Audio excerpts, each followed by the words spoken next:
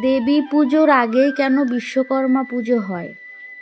বিশ্বকর্মা দেবতার স্ত্রী কে ছিলেন? সন্তানরা কারা ছিলেন?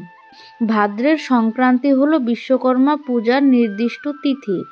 শরৎ ঋতুর আগমনে দেবী পূজার জন্য সকল মানুষের মন ব্যাকুল হয়ে ওঠে।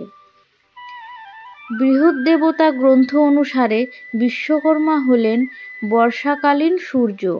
গ্রীষ্মকাল শেষ হয়েছে, মাটি শুষ্ক রুক্ষ রয়েছে, বর্ষার জল ব্যতি রেখে শস্য উৎপাদন সম্ভব নয়। যিনি বিশ্বের কর্ম বা কৃষিকর্ম সৃষ্টি করেন, সূচনা করেন, তিনিই বিশ্বকর্মা। ধরিত্রী শস্য শ্যামলা না হলে দেবী মহাশক্তির আবির্ভাব হবে কি করে? তাই বিশ্বকর্মা আসেন, ধরিত্রীকে সজ্জিত করেন, তবেই দেবী উপস্থিত হন আমাদের দুয়ারে। বিশ্বকর্মা পূজায় ঢাকের বাদ্যি আমাদের মনকে মাতৃমুখী করে তোলে।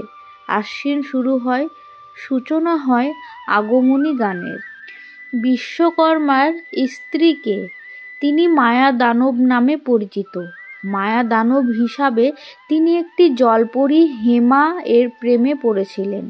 তিনি তাকে তার স্ত্রী হিসাবে গ্রহণ করেছিলেন এবং তার 3 সন্তান ছিল। 3 সন্তানের নাম মন্দোদরী, দুন্ধুবি এবং মায়াবী।